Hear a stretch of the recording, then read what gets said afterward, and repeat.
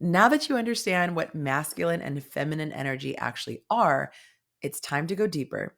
Let's talk about dominant energy, how it affects attraction, and why imbalance in either direction can sabotage a connection with a really great guy. Now, you might be wondering, are we born with one dominant energy? And the answer is yes. Most people are born with a dominant energetic core. Remember, humans possess both energies. This is just about which one is more dominant than the other. Think of it kind of like a default setting. It's what feels most natural when unblocked. Now, of course, you can operate in other settings, but it takes more effort and it's not as aligned long term. It's the energetic state you return to when you're not performing, when you're not people pleasing, when you're not in survival mode. It feels most like home in your nervous system. Masculine energy tends to be the dominant blueprint in the average male body, and feminine energy tends to be dominant in the average female body. Men with dominant masculine energy, as you can see here on the graphic, have a little dab of feminine energy. This is what softens them, deepens them a bit, and makes them wiser. Now, women have mostly dominant feminine energy and they have a little dab of masculine energy. And this little dab is important because it balances them out and gives them more structure and more focus. Now, let's look at imbalanced energy. This couldn't happen, but let's just say somehow a person had 100% masculine energy, no feminine energy at all. Well, that would be like a machine with no emotion. They would just always be on the go. They would be working, they would be producing, they would be making things happen. They would never rest. They would be totally disconnected from all feelings. Now, they might achieve a whole heck of a lot, but they're going to be burned out. They're going to become cold and they're going to be very, very rigid. They also will be emotionally unavailable. There is no softness, no intuition, and no humanity in this drive. Those things belong to femininity. Now, a person with only feminine energy, okay, she's not going to be much better. She's out of balance too. She's going to be like an ocean without a shore. That could be scary, right? We think of tsunamis and where the waves don't stop where they're supposed to. She's going to be always feeling, always flowing, but with absolutely no direction. She has no boundaries, no anchor. Now, this person might be deeply, deeply connected to others, rich relationships, but they're going to get lost in emotion. They're going to lack focus. They're going to feel overwhelmed and really unstable. All right. So, if you're a woman who's out of touch with her masculine energy, which we saw is very important, here are some signs to watch for. And don't judge yourself. This is so we can become aware so we can do the work. Emotions will overwhelm you. You will have impulsive reactions like wanting to give up on dating altogether because one single guy broke your heart. You will struggle to feel in control of yourself. You will have emotional outbursts and you'll do things like double text. I used to describe it like feeling like I was out to sea on a tiny little raft without a paddle, without a compass. I was just overwhelmed by emotions. The next sign to look for, you will have difficulty in making decisions. You will often procrastinate. You're going to expect others to take the lead in all areas of life. You're going to struggle with being firm with your boundaries. You're going to have a lot of trouble saying no. And as a result, in dating, you're going to let men walk all over you. You are going to be people pleasing and will often feel taken advantage of or unappreciated. That's not fun. You're going to sacrifice self care. Why? Because you're giving so much to others that you're going to neglect your own needs, which leads to burnout or resentment from the people who you're giving to. You're going to rely heavily on external validation. Phoning a friend, that's your way of life, right? Everything is external for you. Love, support. In order to feel whole and secure, you got to look outwardly. All right. Now, what impact would this have on relationships? Well, men are going to be really burned out by having to constantly tend to your emotional needs or deal with your lack of independence. It's like you're strapped to their back and they're carrying you through life. A man's attraction to you might diminish if your energy feels overly needy or ungrounded. You see, we weren't designed to live in only one energy. Without masculine energy, nothing gets built. Without feminine energy, nothing gets nourished. Balanced isn't 50-50. It's a masterful integration of both parts. It's knowing when to lead and when to receive. It's kind of like gears, right? You could shift from masculine to feminine as necessary, just like you can shift from drive to reverse. It's knowing when to initiate, when to feel. It's not, you need to be more feminine because, well, gosh golly, that's what men want. No, it's you have a feminine core. That's your internal compass. And if you live out of alignment with that, dating is going to feel like a grind instead of a dance. And baby, it should be a fun dance, kind of like boots on the ground. All right, let's get serious. So let's continue talking and learning about dominant energy. Your dominant energy is tied to biology and hormones and the natural polarity that creates attraction and balance. And don't worry if you don't know about polarity, we're going to unpack that in a little bit. Okay?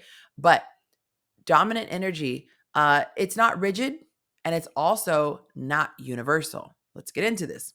Remember, I said most men have a masculine core by default. Okay. Not all men are wired that way. We got to be inclusive here. Some men have a feminine core, and some women have a masculine core. Now, please keep in mind this has nothing to do with sexual orientation. Matter of fact, in this lesson, we're only talking about heterosexual men and women only. Okay. But if a man, let's say, has a feminine core, it's going to throw things off if he's with a woman who also has a feminine core. This is why a woman could be with a guy who looks great on paper. He's super attractive and successful, but something just feels off. If they both have feminine energy at their core, well, guess what? There is no spark, no polarity, and no leadership. This is the blind leading the blind. Okay, now let's talk about another phenomenon. This is how someone behaves outside. What I mean by that is their behavior doesn't automatically reflect their true energetic core or their internal identity. So let me explain a little bit more. A lot of people adapt their energy to survive, or they might do it to succeed or to be accepted. For example, a really high achieving woman might have learned to live in her masculine because she sees that the world rewards it. Or you could have a conflict avoidant man who has learned to suppress his masculine because it was punished or misunderstood. So we can't just assume someone's energy just by how they're acting. So, for example, she might be acting masculine, but at her core, she's truly feminine. That's why I said at the beginning, if it's not blocked. If it wasn't blocked, she'd be in her feminine. If it wasn't blocked, he'd be in his masculine. It's like this. Your expression, how you carry yourself in the outside world, is like a costume. But your core identity, whether you have a masculine frame or a feminine frame naturally, that's like the blueprint. And sometimes people have been wearing a costume for so long, they forget there's something deeper underneath. For example, a woman might say, "This is just how I am. I can't be feminine." But she's around a baby or a little puppy, and all of a sudden, all this feminine energy comes out. Okay. This is where polarity can also get confusing because you can see a guy who looks really masculine who is expressing passive feminine energy, like the guy here in the picture. Then you can have a feminine looking woman who's expressing strong, masculine, directing energy. And then you wonder, like, why doesn't this feel right? It's because you're reading expression, but you're not matching but it's not matching their core energy. Okay. So I know this is a curveball. I'll say it again. A person can be born with one dominant energy, but later disconnect from their natural core because of trauma, shame, or social pressure. Now, I'll break this down. Some men were raised to be nice boys. Maybe they were punished when they were assertive or if they took up space. Others were shamed for being dominant. Some boys were just controlled by emasculating figures in their life. And then others were told that masculinity itself is toxic. So they disconnect from their masculine energy. Some women change over time, right? They can become hardened and get away from their feminine core after they've been betrayed or abandoned, and they start operating from a place of self-protection and not softness. This is why I said default setting. That not might not be her default setting, but this is what she's going to do to cope and protect herself. All right. This is why we have both energies in us. We can't just be out there with no masculine energy, or we would not be protected. At some point, we need to protect ourselves if there isn't a masculine, as far as a male in our life to form that, to give us that protection. So, although a man could be born with a strong masculine core, it means he feels most aligned when he's leading and initiating and protecting and pursuing purpose. But that doesn't mean that as an adult, he naturally embodies that energy, that he just knows how to lead. He knows how to protect. He knows how to take initiative. And you're probably nodding your head like, I've met a lot of those men. He might not feel safe expressing masculine traits.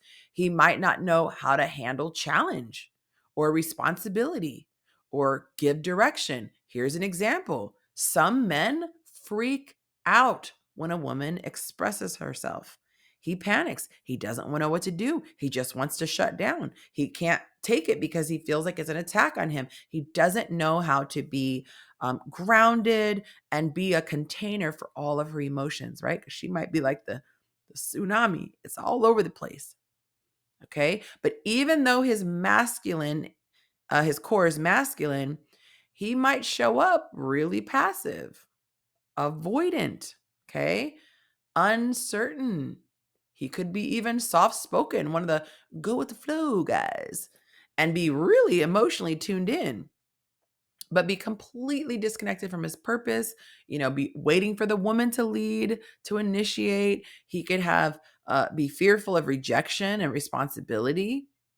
And then this is a popular one. He could be masking himself with charm or humor instead of his presence, this grounded presence. So he might express feminine energy, that's the costume, but his core identity, the blueprint, is still masculine. He just hasn't activated it yet, or he doesn't feel safe expressing it. It's kind of like those cards, the credit cards. They're useless until you activate it. You got to call and activate it, and now you can actually start charging. This is why most men today are running on low voltage, because no one ever taught them how to embody it. You see, masculine energy must be cultivated, even in boys born with a masculine energy. This is why it was so important for me that even though we got divorced, the majority of interactions that my son had once he got to a certain age was with his dad. He needs to be taught how to be masculine. This doesn't express itself automatically. It must be activated through challenge, responsibility, and purpose. And I'm not going to lie, when his dad would challenge him when he was really young and he'd cry and things like that, I wanted to make it stop. But guess what? This activated his masculinity. In other words, masculine energy doesn't just mature on its own. It has to be called out. It has to be challenged. It has to be cultivated. And for the boy moms listening, even if your son is born with a masculine core because of his biology, He won't become a man, a masculine man, just by aging alone. This masculine energy in him must be awakened. Without guidance, it's just going to stay dormant or be distorted. Now, what does this look like for a woman operating mostly in her masculine energy? Remember before we talked about a woman who has no masculine energy. Well, this woman, her core identity could still be feminine. That's where she feels most at peace. That's her default setting. That's where she feels like herself. But instead, you find her overworked and burned out. She's leading, she's hustling, she's doing, she's achieving. She prioritizes productivity over rest and pleasure. She is emotionally detached. She struggles to express her feelings. She struggles with connecting with others, and she really struggles to show vulnerability. She is controlling and rigid. She feels the need to micromanage situations or relationships to avoid uncertainty. And let me tell on myself, this is one that I really, really struggled with when I wasn't in a healthy relationship. I want you to note that micromanaging is the feminine's way of saying, I don't feel safe. So I'm going to do instead of receive because I don't trust what I'm going to receive. And guess what? It makes sense. Because if your softness has ever been ignored, exploited, or taken for granted, then control becomes survival. You have to do it to survive. But unfortunately, it also becomes a prison. Here's the truth: control is a trauma informed strategy, surrender is a healed nervous system. But don't beat yourself up. I want you to just ask, what am I afraid will happen if I stop holding it all together? What might open up if I let things unfold without force? You are not broken. You're just tired of carrying it all. All right. So this woman, she has difficulty receiving. She rejects help. She rejects love and care from others because she doesn't want to be seen as weak. She really experiences a loss of joy and creativity. She neglects activities that bring pleasure, beauty, or spontaneity because she's going, hustle, hustle, hustle. She overly relies on logic, control, and independence. And you might be saying, well, those sound like good things. Well, let me give you some examples for each. The first one, logic. A man is inconsistent with communication. And instead of tuning into how her body feels, right, about his inconsistency, she doesn't check into the anxiety, the unease, the tightness in her chest. Instead, she tries to analyze it and be practical. She says, well, maybe he's just busy. He did say his job was stressful. I don't want to jump to conclusions. Well, she's using logic to override her intuition. Her intuition is telling her, I don't like this. This isn't healthy. The second one, control. Here's an example. You're always planning the dates, texting first, double confirming the time, and even picking out restaurants based on the guy's preference, not yours. You are so terrified of the unknown that you take the lead just so that you can avoid disappointment. This is control masquerading as helpfulness, but it blocks his opportunity to lead. Number three is independence. Here's an example. A man tries to offer help with something, moving a piece of furniture or picking her up from the airport, handling a small task, and you immediately say, no, I got it. Not because you don't want help, but because receiving makes you feel weak or vulnerable. So a woman like this is wearing independence as honor instead of allowing connection. Now, I want you to note that these traits, these masculine traits, aren't bad. They're just out of balance when they're used to protect you rather than to connect you. Micromanaging is the feminine way of saying, I don't feel safe, So I'm going to do instead of receive. Now, let's talk about the impact on relationships when a woman is in her masculine. You may come across as overly independent, unapproachable, which is really makes it hard for partners to connect with you emotionally. And emotional attachment is what makes a man start to fall in love. Men may feel like they aren't needed or appreciated. So, the $1,000,000 question, can you increase masculine or feminine energy? Absolutely. Masculine or feminine energy is a capacity or a natural ability. And just like a muscle, it can be developed, it can be suppressed, it can be strengthened or forgotten, depending on your awareness level, your environment, wounding, intention. Now, let's break that down and start with awareness. You can't embody what you're not aware of. Most people are living from a reactive pattern, not a conscious choice.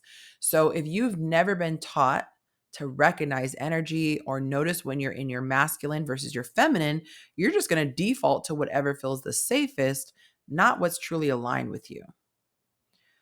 Moving on to environment.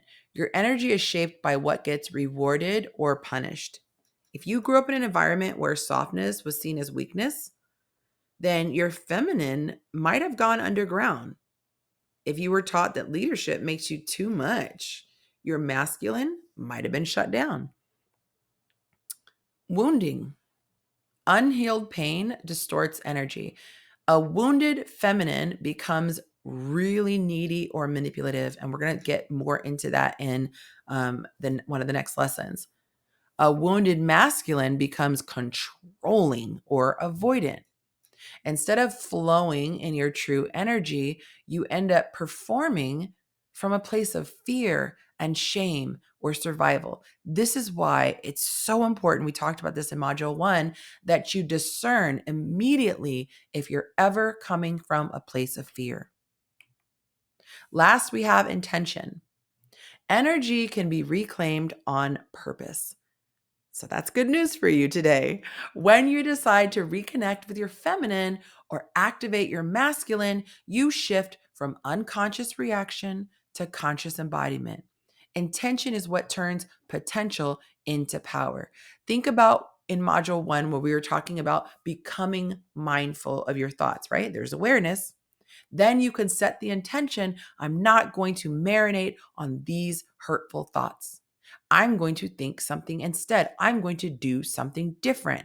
The environment that you're in, well, being in this dating course group, it's an environment that is going to bring out something positive. Okay. All right. So if you're disconnected from your masculine energy, what can you do? You can reconnect by developing discipline and follow through. Oh my God, that was me. I was so undisciplined, but I felt a disconnection in my body. I felt like I was out of alignment. I didn't feel like it was right. And now I am crazy disciplined and I feel so much better. You do it by taking responsibility without waiting for permission. You create structure. You set boundaries. You make decisions. Oh, I love structure. Love, love, love structure. And I feel the safest when I have boundaries. I'm not comfortable with this. This is what I need from you. Okay. Making decisions. My masculine energy was almost non existent previously, and it was very difficult to live my life that way. You can also do it by practicing stillness and presence. Okay. Being still, being allowed to think your thoughts, being aware of what's going on, not always trying to distract, just being present, being aware. Ooh, embracing discomfort and direction. So you can hear things without flying off the handle. You can be uncomfortable and take it. Masculine energy is forged through responsibility and purpose. You grow into it by stepping into leadership and pressure, not by avoiding it. You got to go through that fire, baby. Now, what if you're disconnected from your feminine energy? This is how you can reconnect. Slow down. You want to feel instead of perform. Literally, I will have times where my body is just like, no, we're not working right now. And I will allow myself to take a nap. And I used to feel so guilty. But then there are other times where I might wake up late morning, early afternoon, and I'm fired up. Take today, for example. I woke up with only maybe 6 hours of sleep, and I woke up so energized. And I've been working for, man, almost 12 hours straight. Didn't feel like I needed to eat, do anything. I just been working, working, working, working, working. And that's how I was feeling. And that's okay. It's okay to listen to your body and hear what it's trying to tell you. You don't always have to perform. Performing is not always the right thing to do. You could perform yourself into a hospital bed. You can also release control. Ooh, what's that? I struggle with that. I'm not gonna lie. And letting yourself receive. Okay, I don't mind receiving, but I struggle with releasing control. I'm working through that. I'm working through it. I told you about my history. Okay, but this is how you can reconnect to your feminine energy. Try dancing, doing intentional breathing, or moving intuitively.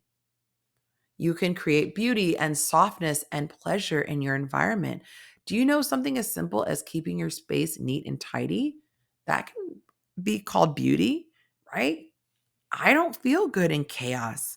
Clothes everywhere, dishes piled up, everything is everywhere. You want things to be soft and pleasurable. This is why in module 1 I was saying figure out a way, if you have the budget of course, to add things that make your life enjoyable. Get yourself a cozy pair of pajamas. Get a really comfortable throw blanket so at night when you lay on the couch and watch a movie, you can enjoy yourself. Put that pretty picture up. Get that vase that you've been eyeing. Another thing you can do is trust more, strategize less.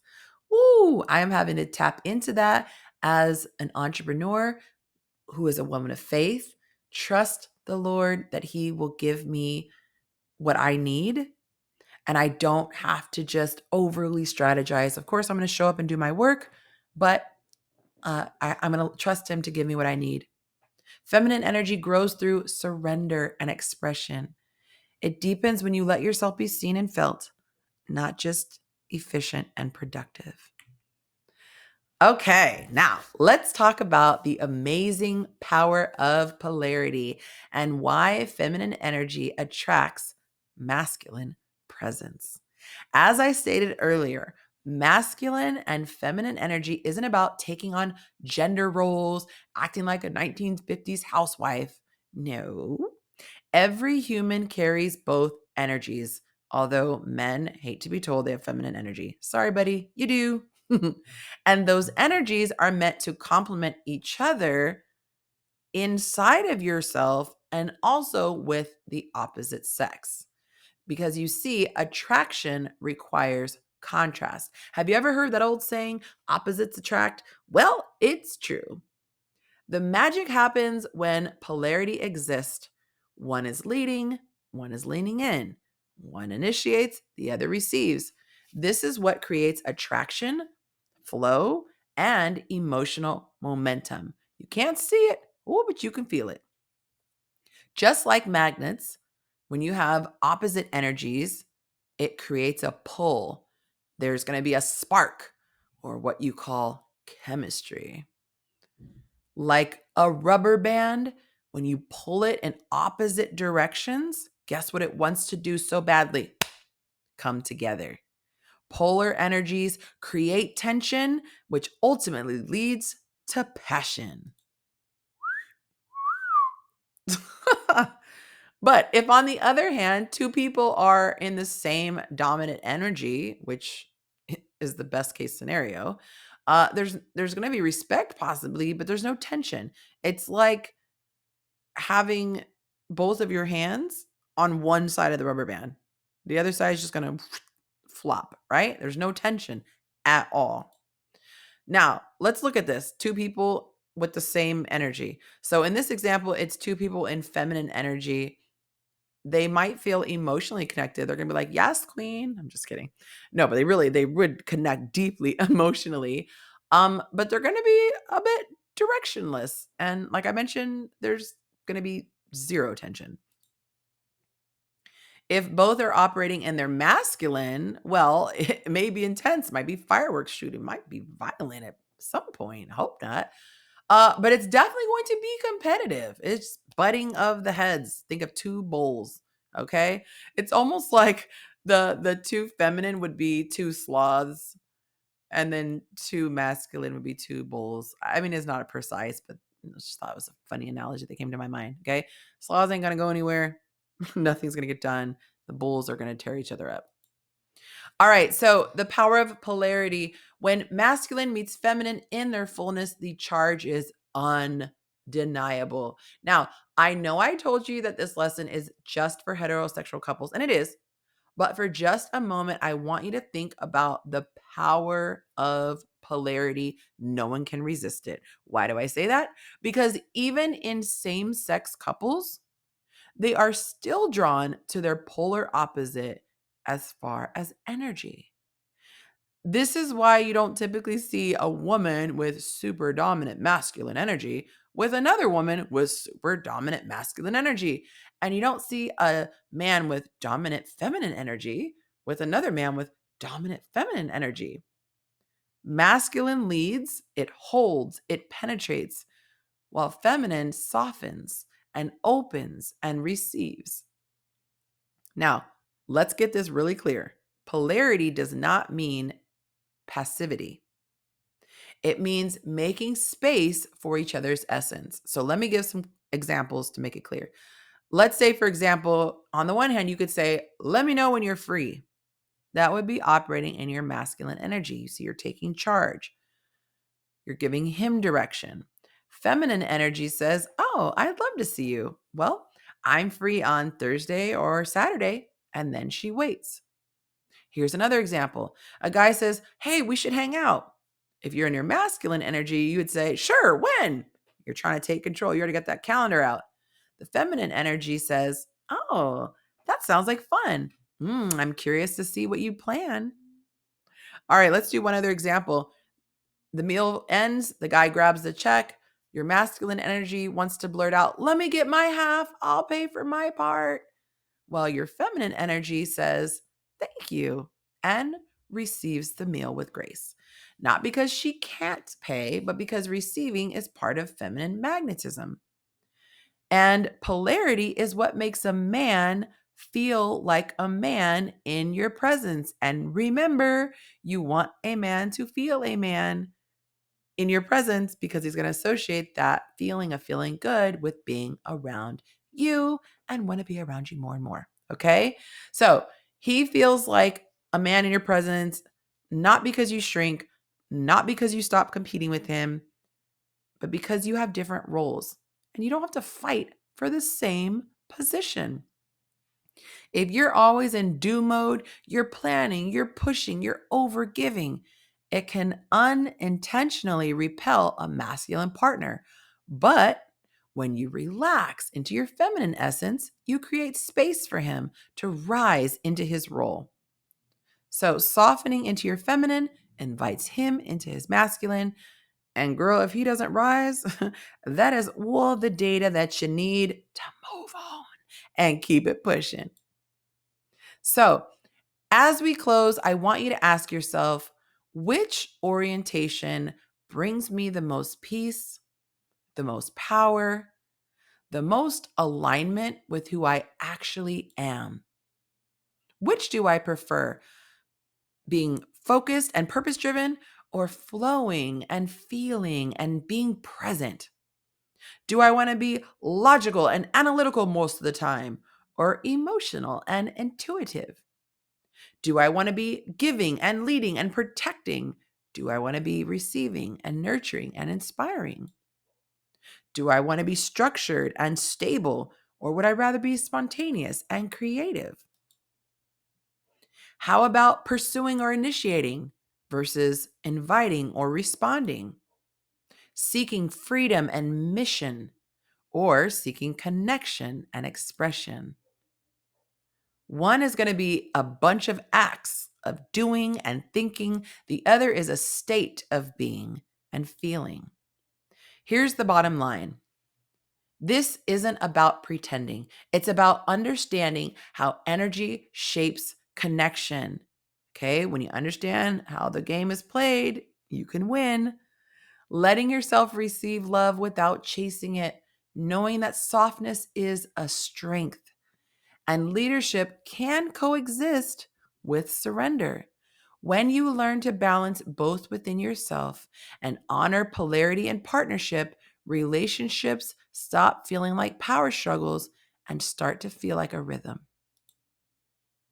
Knowing your dominant energy is powerful, but it's only part of the story.